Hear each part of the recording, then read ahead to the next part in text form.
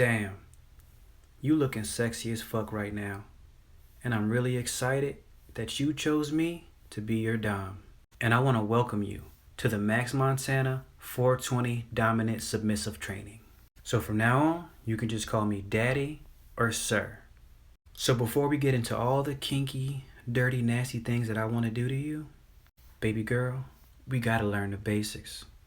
And I know some of y'all beginners are really wondering, what does BDSM even mean? And today we're going to discuss just that. So sit back, relax, and enjoy the show.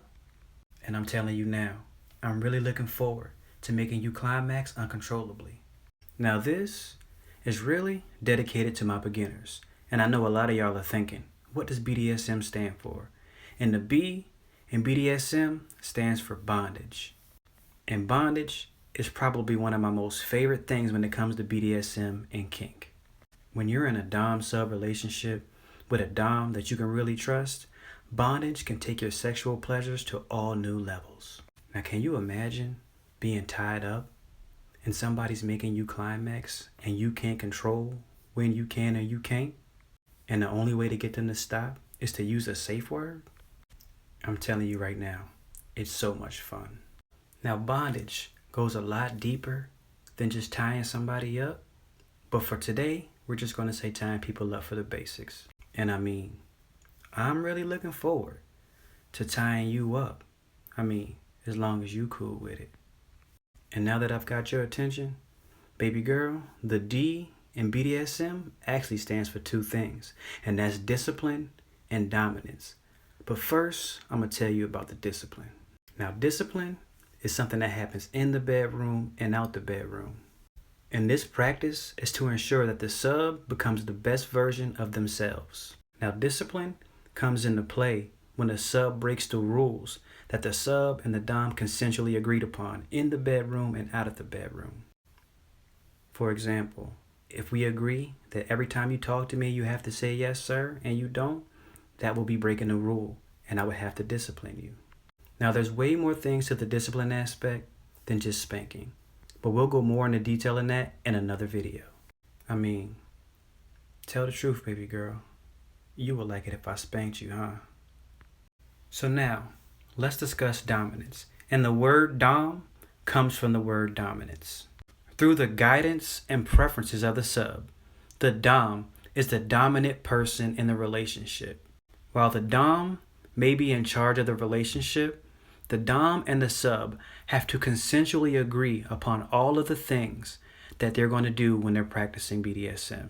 It's really important to be in a BDSM relationship with a dom that you can really trust. Now, a good dom is going to have a checklist or a contract for the sub to review. With the checklist or contract, they can discuss all the things that the dom and the sub will consensually agree upon. When it comes to BDSM, you have to remember that everybody's kinks aren't the same, and a dom cannot force you to do things that you're not comfortable with. Now, let me give you some examples of the things that you'll find on the checklist. You'll discuss your hard and soft limits, and these are the things that you're comfortable with and not comfortable with. And those things could involve choking, spitting, biting, anal, tying up, spanking. There's so many different levels to kink, and y'all have to consensually agree what y'all are comfortable with doing. And practicing in a safe, consensual manner is detrimental to having a good BDSM lifestyle. So now, let's talk about the S in BDSM, and that also stands for two things, and that's submission and sadism. But first, we're going to discuss submission. So of course, sub comes from the word submission.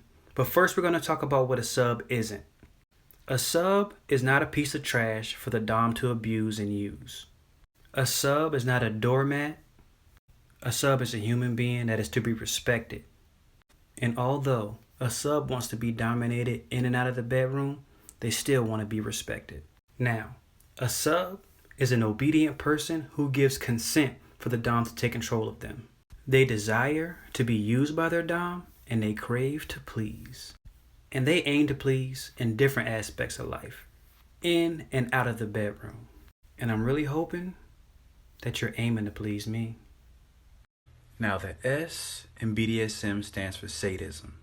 And that's a person who enjoys inflicting pain, suffering, and humiliation. And the last letter is M, and that stands for masochism.